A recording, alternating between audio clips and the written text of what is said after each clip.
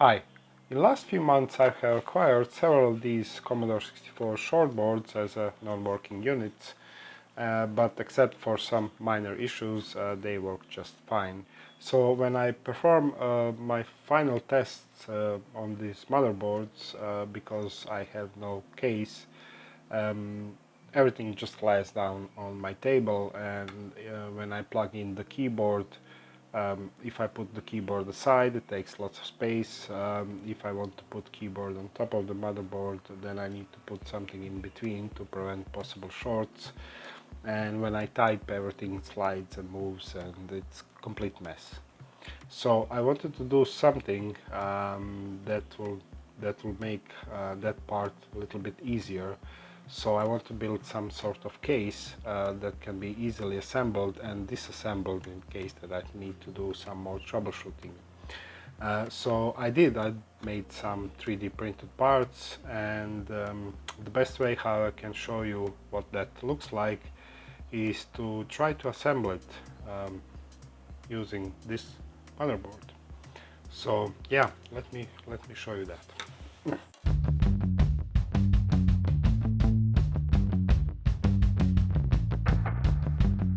Okay, so this is our Commodore 64 shortboard, and we have some 3D printed parts. And first thing, we go with this element which goes at the back of the board, and it just snaps in these holes like so, and this will prevent our board from bending like this.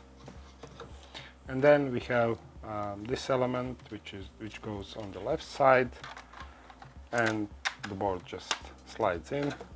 And then we have right side element also just slides in like so, and this is the whole case. And all we need to do now is add the keyboard. Now let's plug in the keyboard like so, and the keyboard of course just slides in like so, and we are done. This is the whole case. Or well, I call it the case, you can call it whatever you like. It's more a couple of structural elements keeping everything together. And if you want to make this a little bit more permanent, you can put the 2 screws right here just to hold the keyboard in place, and everything should be just fine. So yeah, this is how that looks like. And if I want to, or better say, if I need to perform more troubleshooting and I need to disassemble everything, it's very easy. You just unplug the keyboard and then just remove the side elements, and you pop out this back element and you're ready to go. So yeah, so when I built this elements or case, I didn't actually know how this will look like. So let me show you how it all started, and how many actually iterations it took me to design these. Oh wow, as you can see, I have many elements.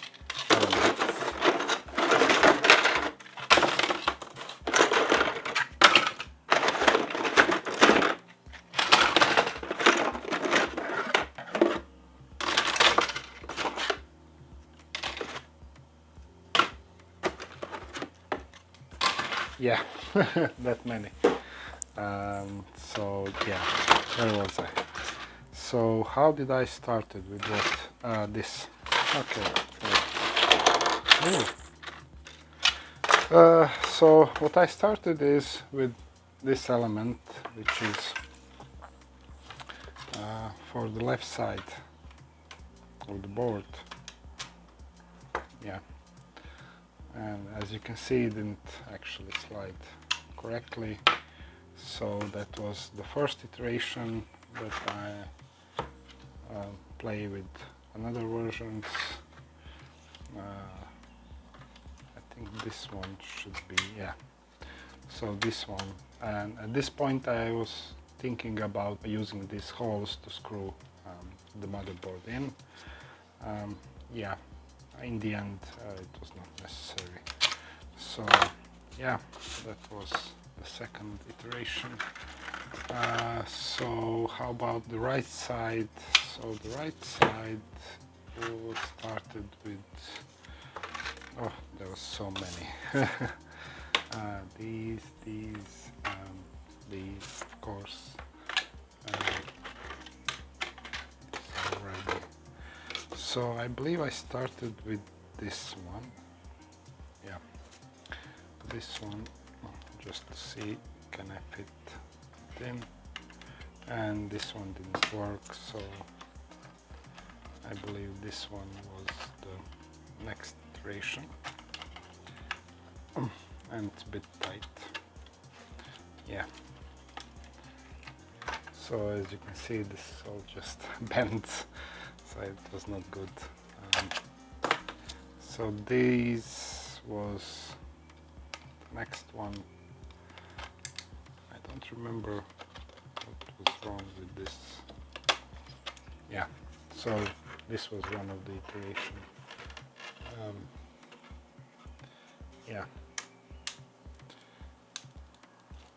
And it's also not very good. So this is left. And then I started to build these with these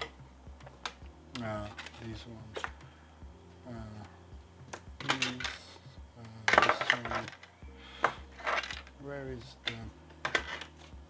Oh, this was the next iteration with this piece added so that the keyboard can lie down on this.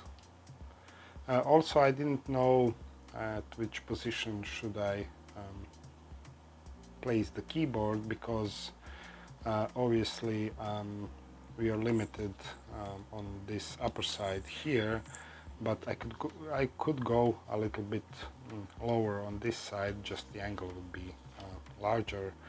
But in case that you have some heat sinks on the on the chips itself, then you couldn't put the keyboard, so I just lifted a little bit. In the end, I'm very happy with the result. It just took so many tries to figure everything out. And I will put 3D models in the description of this video. The only thing it's necessary to know is when you 3D print these parts, it should be printed like this. So this should be like the base. This is how they are printed. So I will show you, I have some footage of 3D printing these elements, and I will show you how I model these and which program did I use. So yeah, let me show you that also.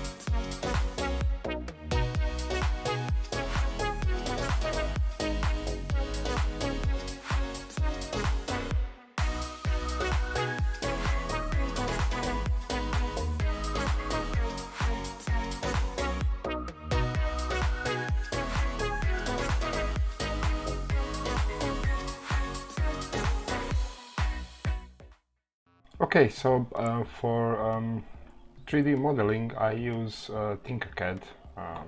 It's a nice little program, available through browser, so it's really easy to use, and I really like that. So this is our model. Let's just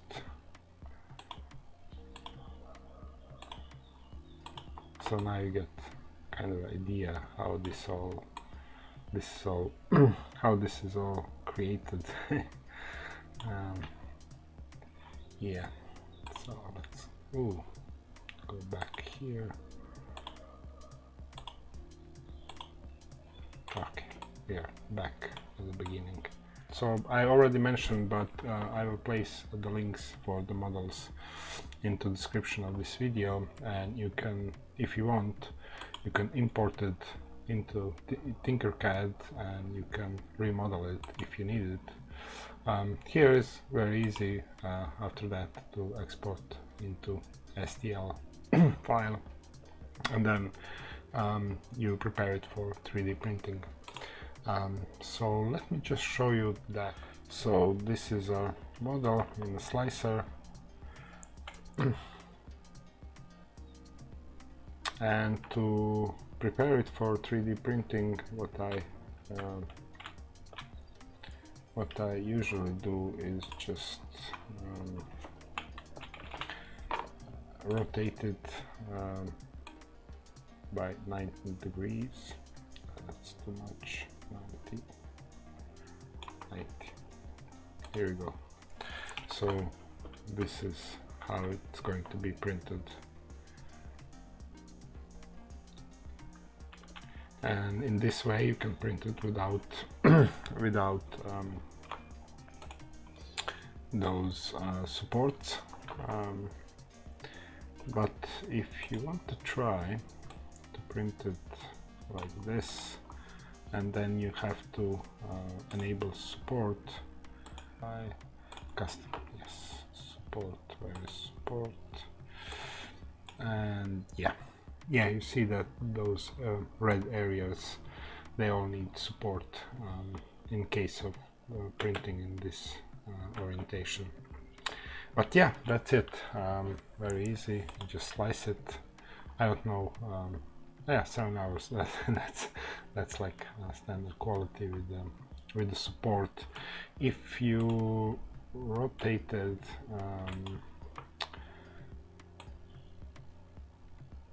by 90 degrees and you disable support, because we don't need it in this orientation, then it's just 4 hours, so much faster. That's all that I have for you today, so until next time, goodbye.